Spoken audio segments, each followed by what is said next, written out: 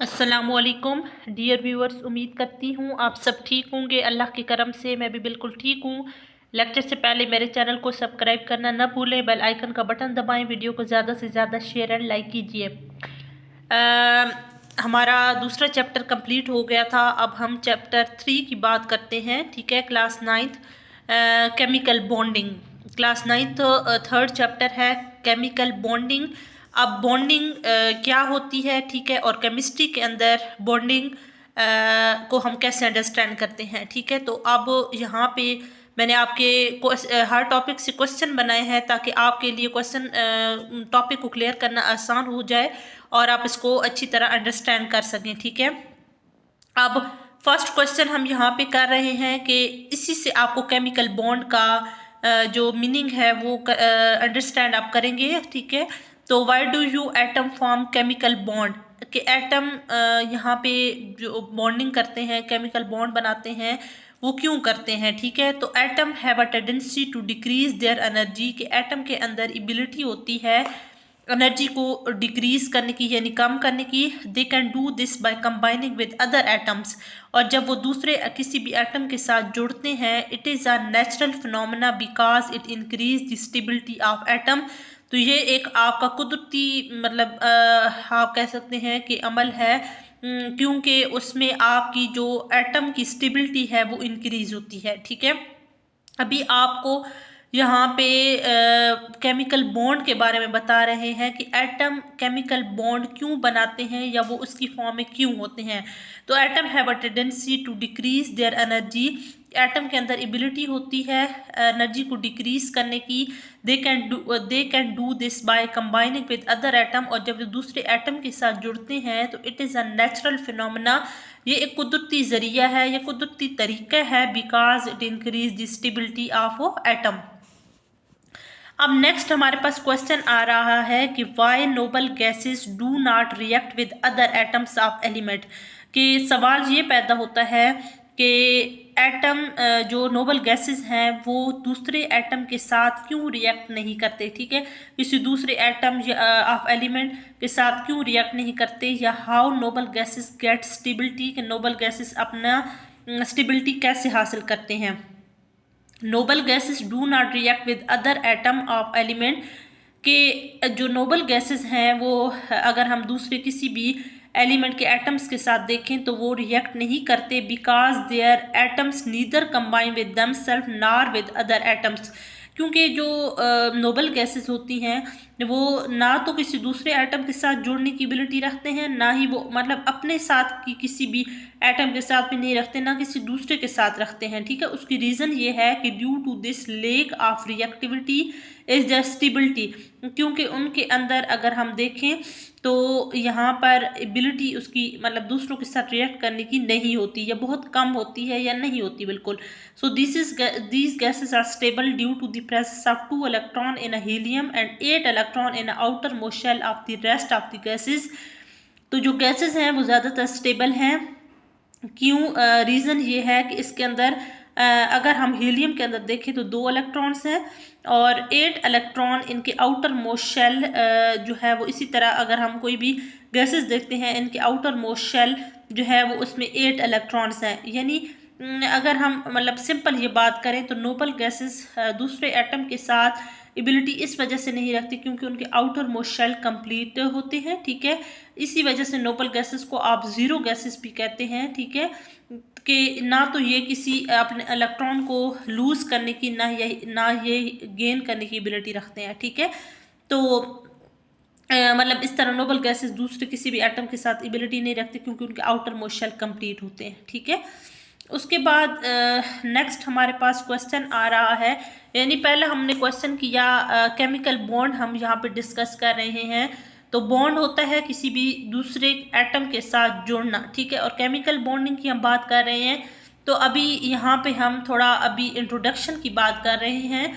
तो क्वेश्चन आपका मैंने बनाया है कि why do atoms form chemical bond. तो atom have a tendency to decrease their energy, कि एटम के अंदर एनर्जी को डिक्रीज करने की या एबिलिटी होती है। दे can do this by combining with other atom, और जब ये किसी दूसरे एटम के साथ जुड़ते हैं, it is a natural phenomena because it increase the stability of atoms. उसके बाद नेक्स्ट हमारे पास क्वेश्चन था कि why noble gases do not react with other atom of element, कि दूसरे नोबल गैसेस दूसरे एटम के एलिमेंट के साथ क्यों रिएक्ट नहीं करते, या how noble gases gas stability. Noble gases do not react with other atom of element because their atoms neither combine with themselves not with other atom, ना ही वो किसी अपने के साथ ना ही वो किसी दूसरे एटम के साथ जुड़ने की एबिलिटी रखते हैं, ठीक है। रीज़न उसकी ये है कि due to the lack of reactivity is their stability, तो gases are stable due to the क्योंकि इसकी अगर हम रिएक्टिविटी की बात करें तो लेक होती है इज देयर स्टेबिलिटी, और गैसेस आर स्टेबल क्यों स्टेबल है, due to the presence of 2 electron in helium and 8 electron in outermost shell of the rest of the gases.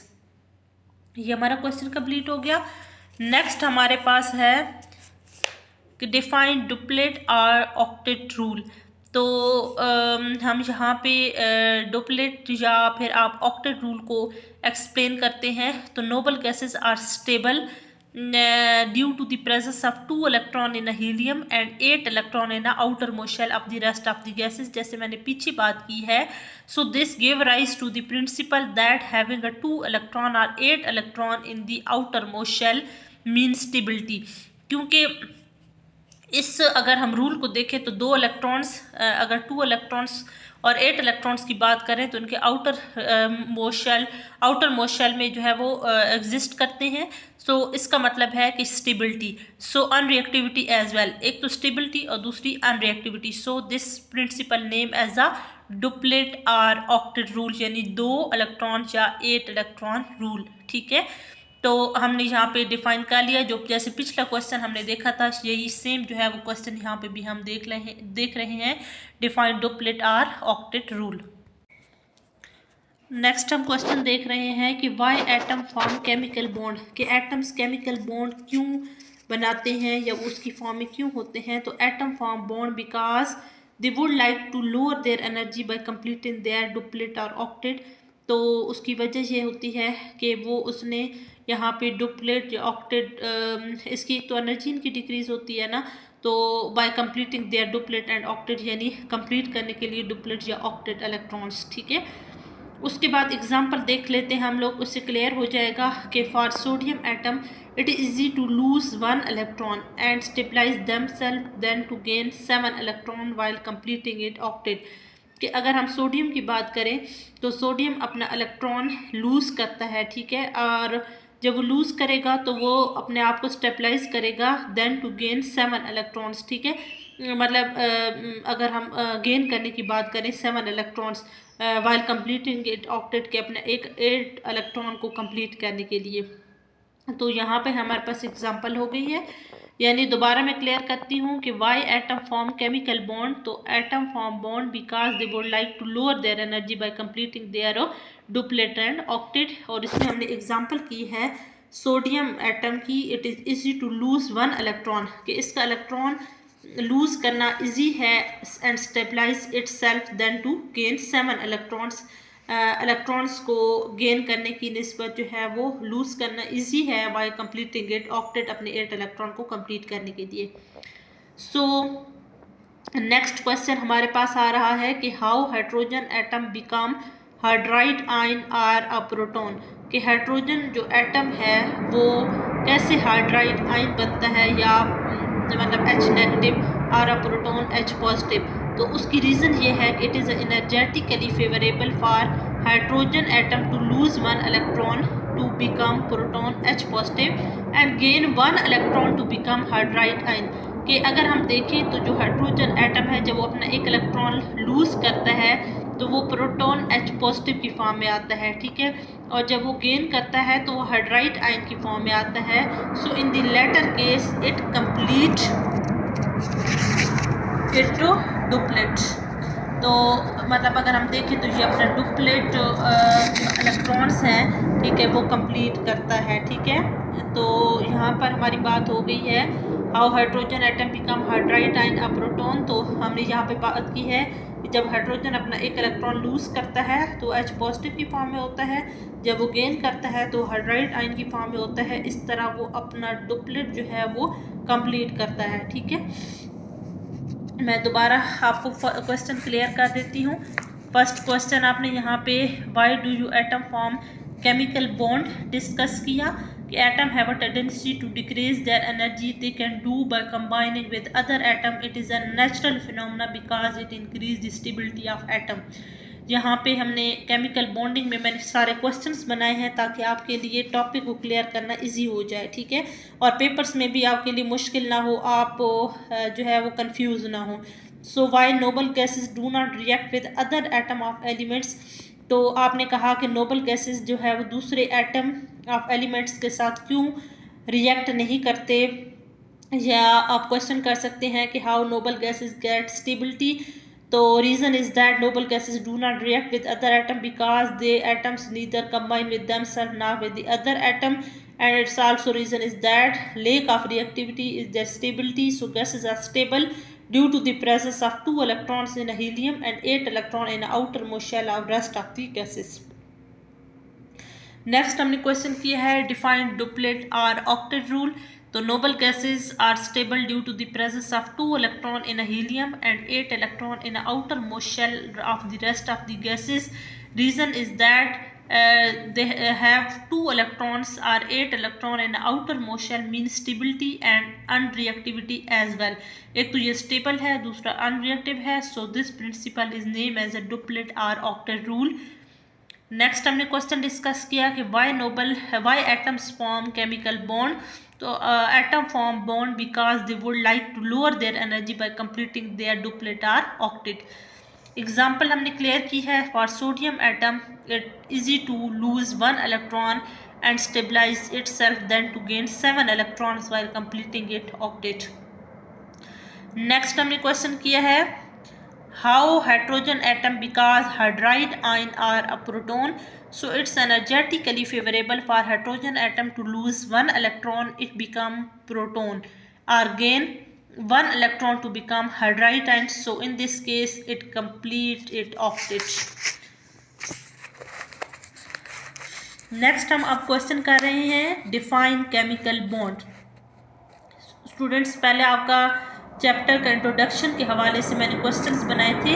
अब हम जो है वो बाकायदा टॉपिक पे आते हैं define chemical bond. A chemical bond is a force of attraction between atom which hold them together in a form of a molecule और अ कंपाउंड। ये केमिकल बॉन्ड एक ऐसी फोर्स ऑफ अट्रैक्शन है atoms के दरमियान में जो उनको आपस में जोड़ती है और वो मॉलिक्यूल्स या कंपाउंड बनाती है। ठीक है, डिफाइन केमिकल बॉन्ड यानी a chemical bond is a force of attraction between atom which hold them together in the form of a molecule और अ कंपाउंड।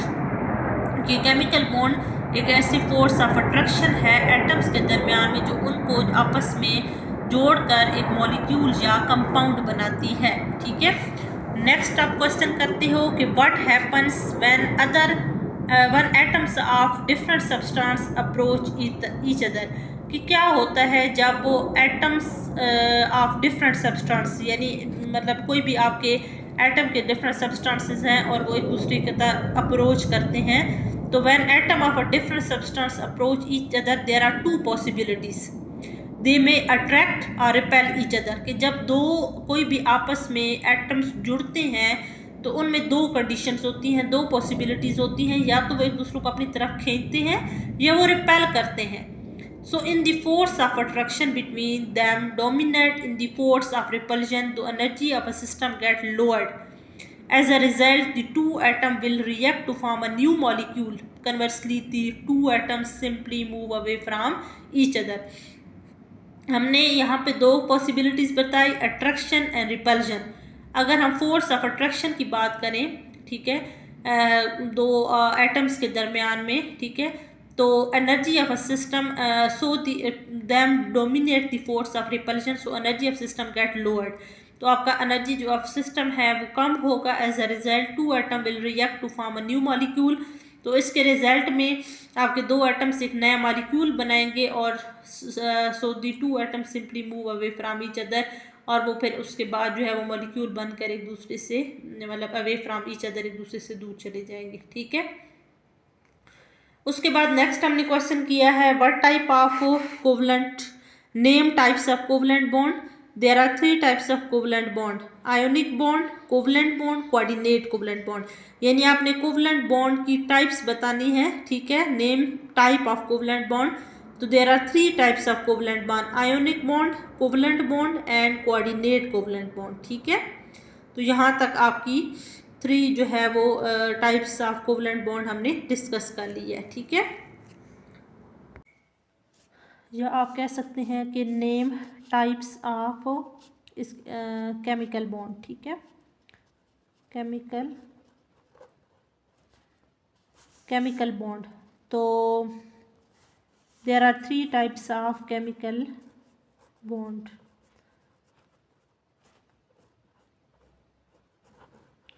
ठीक है। There are 3 types of chemical bond, ionic bond, covalent bond and coordinate covalent bond, ठीक है। फिर one by one हम इनको discuss करेंगे कि आयोनिक बॉन्ड क्या होता है, कोवलेंट और कोऑर्डिनेट कोवलेंट बॉन्ड।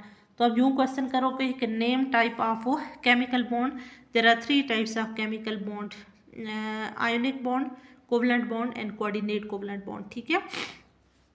तो यहाँ तक आपके ये शॉर्ट क्वेश्चन हो चुके हैं। मैं दोबारा आपको एक दफ़ा दिखा देती हूँ कि why do you atom form chemical bond. हम class 9 chapter 3 chemical bonding discuss कर रहे हैं। Why do you atom form chemical bond. Next question, why noble gases do not react with other atoms of element, और how noble gases get stability. ये आपका second question है। First question हमने किया, फिर सेकंड क्वेश्चन। नेक्स्ट हमारे पास define duplet और octet rule, why atom form chemical bond with example। Next हमने क्वेश्चन किया कि how atom hydrogen atom become hydride ion और अ प्रोटॉन।